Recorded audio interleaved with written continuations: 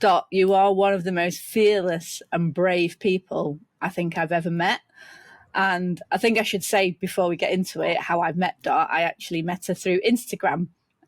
We were both part of a shared creative collective, and there was just something about her that drew me to her energy. And then I found out that she had a business called The Humour Experiment, which is basically focused on teaching comedy to people.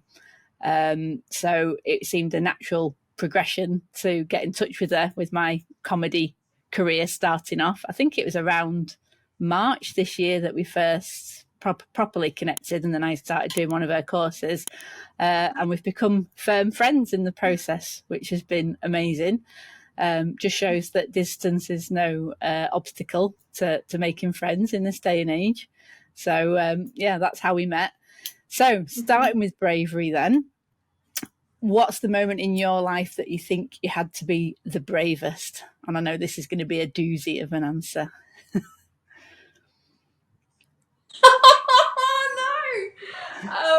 I feel like I'm going to disappoint you, Mary. Not at all. And you're welcome to go fishing a little bit. You're always welcome to go fishing. I trust you and I give you that permission.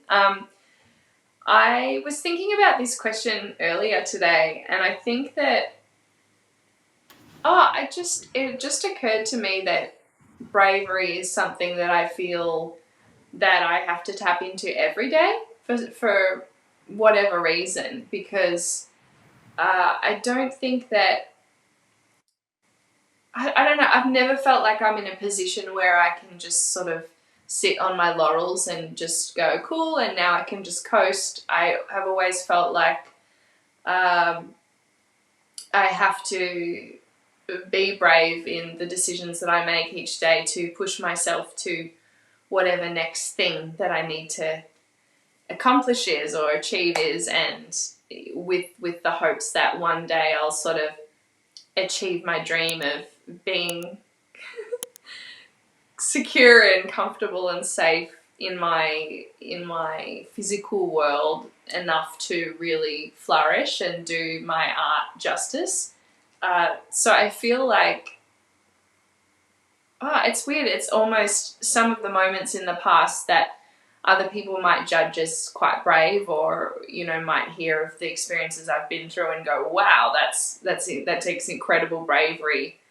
Sometimes I find the small moments of bravery just as challenging, but like in a different way. I think, like just getting up and deciding to do something drastically different that day than you've done before, with the hopes of getting a new outcome. I find change really brave.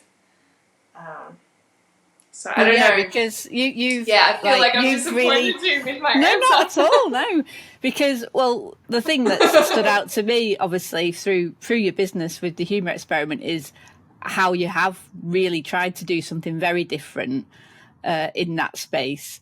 But you have faced a lot of adversity because of that, and a lot of challenges from the local community who don't like things being shaken up. They like the status quo because it suits them.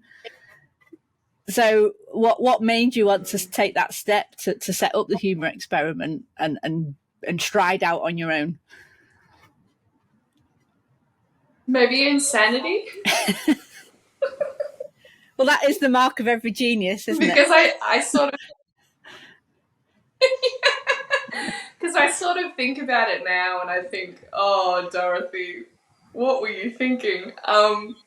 But I'm too far down the road now to turn back, so this is what it's going to be. But I think that when I started this, I started it from a personal need to just, a need and desire to actually experience my full potential in the space of comedy.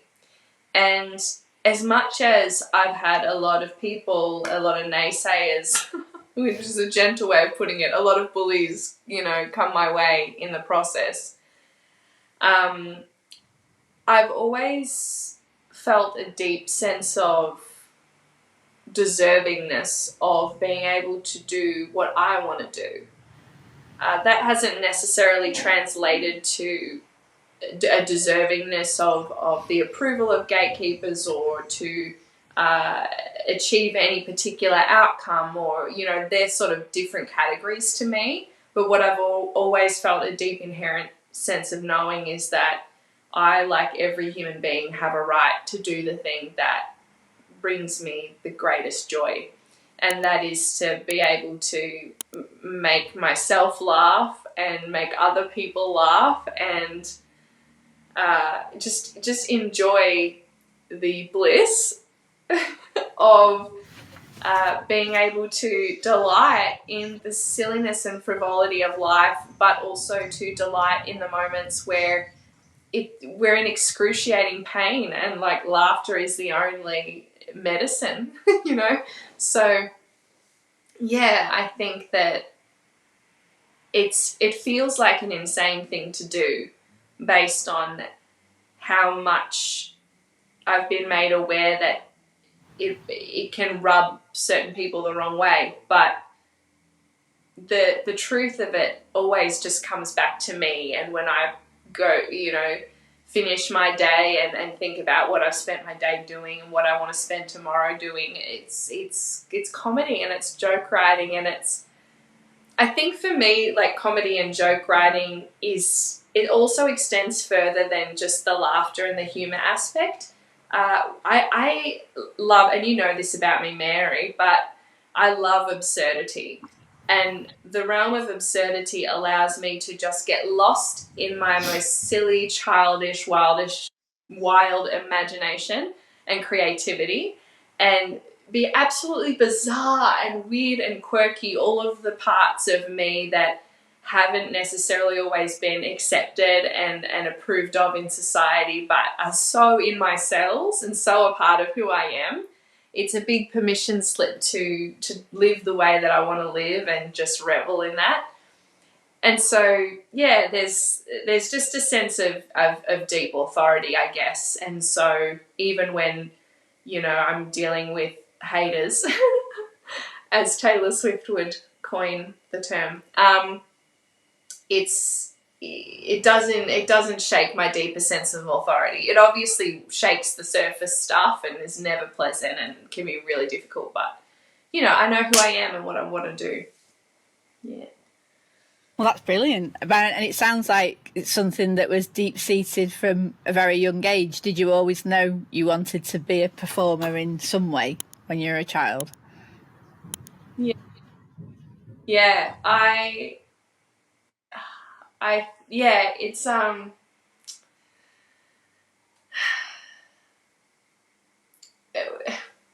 be cliche, I think it definitely stems from a similar place that I think it does for a lot of clowns, and that is, I was depressed from a young age, and recently I was working with a healer who was able to identify that I've been depressed since I was 3, to which I laughed very loud. Quite a revelation, isn't as it? a clown will always do. and and when that was revealed, I laughed so loud, and just like, it was just such a release, because I I knew it. I already knew it, but it's always nice and validating when someone else can see it or pick up on it. And yeah, it was, when I think about my childhood, it was a coping mechanism for sure. Even now, in the darkest moments, I will always laugh. Like, if I go through something really traumatic, I will have the deepest belly laugh and find the pleasure in it. Like, it's a bit cuckoo, but I've learned to find just such a deep sense of joy in those moments, and I learned that early. I learned that really early, like from being a really young kid to being in the presence of like my mother, for instance, who had her own mental health challenges, and yeah, I knew that if I could make her laugh and bring joy into the home, I would have some power in changing that environment for myself. And so I would use that. I would use that superpower and go, if I can be an absolute dork and make, my mother laugh, for example, then Yeah, I really resonate with that. obviously with similar in the respect that my mum had mental health issues, and yeah, that was my escape route.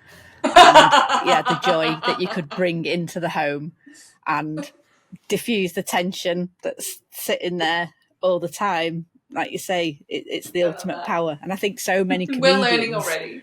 have that background, don't they? Of I think it was Jimmy Carr who said, if you meet a comedian, ask which one of their parents was sick when they were a child or depressed, because it comes from that very early age of transferring pain into humour.